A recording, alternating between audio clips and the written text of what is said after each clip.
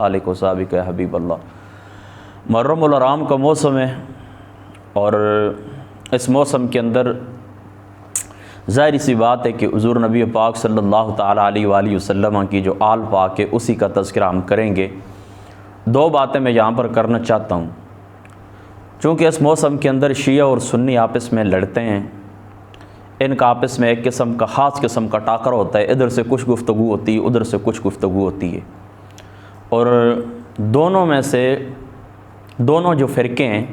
یعنی اہل سنت بھی اور مسلک اہل تشیع بھی، ان میں سے بعض لوگ ایسے ہیں کہ جو رائے اعتدال کو چھوڑ دیتے ہیں، جس کی وجہ سے بہت خرابیاں پیدا ہو جاتی ہیں۔ سب سے پہلی بات آپ لوگ یہ یاد رکھیں کہ جو شیعہ حضرات ہیں ان کو نصیریت اور رافضیت دونوں سے نجات حاصل کرنا ہوگی۔ رافضیت ہم کہتے ہیں حضور نبی پاک صلی اللہ تعالیٰ علیہ وآلہ وسلم کے صحابہ کو برا بھلا کہنا، اور علماء متقدمین ان کے نزدیک شیعہ ہونا، اہل تشیع علماء اہل سنت کے نزدیک، متقدمین علماء کے نزدیک اس شخص کو کہتے تھے کہ جو حضرت مولا علی المرتضیٰ رضی اللہ تعالیٰ عنہ آپ کی تفضیل کا قائل تھا حضرت عثمان کے اوپر، یا پھر حضرت سیدنا ابو بکر صدیق یا حضرت عمر فاروق رضی اللہ تعالیٰ عنہ ان کی ازواج قدسیہ کے اوپر جو لوگ کیا کرتے تھے، تفضیل کے قائل ہوتے تھے متقدمین، ان کو شیعہ کہتے تھے۔ لیکن مطہرین کے نزدیک اب شیعہ کا مفہوم بدل چکا ہے، یعنی جو لوگ حضور نبی پاک صلی اللہ تعالیٰ علیہ وآلہ وسلم کے صحابہ کو برا بھلا کہتے ہیں تو ان کو ہم کہتے ہیں رافضی، اور ان کو ہم شیعہ کہتے ہیں۔ تو دونوں کی بارگاہ کے اندر میری عرض یہ ہے، شیعہ حضرات اس طرح کریں کہ نصیریت سے اور رافضیت سے دونوں سے نجات حاصل کریں، تب آپ کا جو مسلک ہے اس کا وجود باقی رہے گا اختلافات کے ساتھ۔ اور دوسرے جو سنی ہیں ان کو بالخصوص خارجیت اور ناسبیت دونوں سے نجات حاصل کرنا ہوگی۔ میں اس بات کو کھلے دل سے تسلیم کرتا ہوں کہ ہمارے اندر رافضیت بھی آئی ہے، رافضیت کے اثرات بھی اہل سنت کے اندر موجود ہیں، لیکن زیادہ جو اثرات ہیں وہ خارجیت کے ہیں اور ناسبیت کے ہیں۔ اور اسی خارجیت اور ناسبیت کا یہ اثر ہے کہ تاریخی روایات میں جب حضرت امام حسین، حضرت امام حسن یا حضور پاک صلی اللہ تعالیٰ علیہ وآلہ وسلم کی آل پاک کا جس وقت ہم ذکر کرتے ہیں تاریخی حیثیت سے، اور ان کے ساتھ جو ظلم و ستم ہوئے ہیں ان کا تاریخی روایات کا ہم ذکر کرتے ہیں، تو بعض لوگ ناسمجھی کے اندر ہم سے سند طلب کرتے ہیں کہ اس روایت کی آپ سند لے کر آئیں۔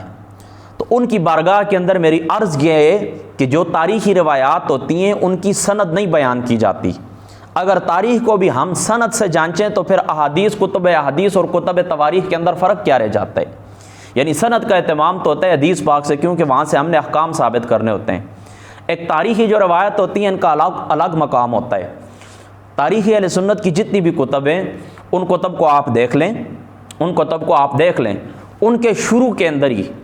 ان کتب کے شروع کے اندر ہی انہوں نے جو خطبے لکھے ہیں، یعنی جو مصنفین ہیں کتب تواریخ کے، انہوں نے جو خطبے لکھے ہیں یعنی ابتداء کے اندر جو مقدمے لکھے ہیں، انہوں نے اس کے اندر واضح کر دیا ہے کہ تاریخ سے ہمیں جو کچھ بھی رطب و یابس، خشک و تارا ملا ہے ہم نے جمع کر دیا ہے۔ اب کسی بات سے آپ نے کوئی حکم ثابت کرنا ہے تو بے شک اس کی سند آپ پیش کر سکتے ہیں یا سند آپ اس کی تلاش کریں، لیکن باقی جو تاریخی روایات ہوتی ہیں عمومی طور کے اوپر ان کی سند کو نہیں دیکھا جاتا۔ اگر تاریخی روایات کی سند کو دیکھا جائے تو اہل سنت کو 90% تاریخ سے ہاتھ دھونا پڑیں گے،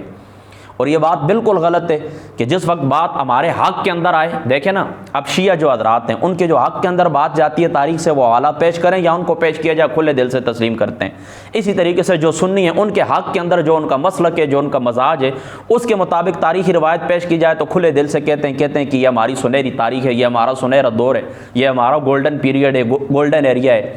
کھلے دل سے کہتے ہیں۔ لیکن جب بات ان کے خلاف چلی جائے تو پھر کہتے ہیں اس سند کے اندر اس کو روایت کرنے والا فلاں کذاب ہے، فلاں کذاب ہے، فلاں کذاب ہے۔ یہ بات بہت بڑی زیادتی ہے۔ علامہ مودودی نے اس طرف نشاندہی کی ہے خلافت و ملوکیت کے اندر کہ دیکھیں حضرت عمر فاروق رضی اللہ تعالیٰ عنہ آپ کے عدل کے جو واقعات ہیں، حضرت عثمان غنی رضی اللہ تعالیٰ عنہ آپ کے جو واقعات ہیں خلافت کے اندر، جو ان کی خدمات ہیں وغیرہ وغیرہ، یہ جو تاریخ ہے تو ان کو ہم کہتے ہیں یہ ہمارا روشن باب ہے، ان کو ہم کھلے دل سے تسلیم کرتے ہیں۔ لیکن جس وقت بات ہمارے اوپر آتی ہے تو پھر ہم کیا کرتے ہیں، کہتے ہیں سند دیں۔ بس یہ بات بالکل غلط ہے۔ اصولی طور پر یہ بات یاد رکھیں کہ تاریخی جو روایات ہوتی ہیں ان کی سند کا ذکر نہیں کیا جاتا، ان کی سند کو تسلیم نہیں کیا جاتا، سند مانگی نہیں جاتی۔ تاریخی روایات کے اندر سند نہیں مانگی جاتی۔ ہاں کوئی بات ایسی ہے دیکھیں نا کہ جو واضح طور پر معلوم ہو رہا ہے کہ یہ موضوع ہے، تو اس کے متعلق پھر کہا جاتا ہے کہ جس طرح کتب حدیث کے اندر موضوع روایات ہیں، اسی طرح کتب تواریخ کے اندر بھی موضوع روایات ہیں۔ بہرحال اصولی طور کے اوپر یہ بات آپ نے یاد رکھنی ہے کہ جو کتب ہوتی ہیں تاریخ کی، تاریخی جو کتب ہوتی ہے، تو ان سے حوالہ طلب نہیں کیا جاتا۔ بس اللہ پاک سمجھ کی توفیق عطا فرماوا۔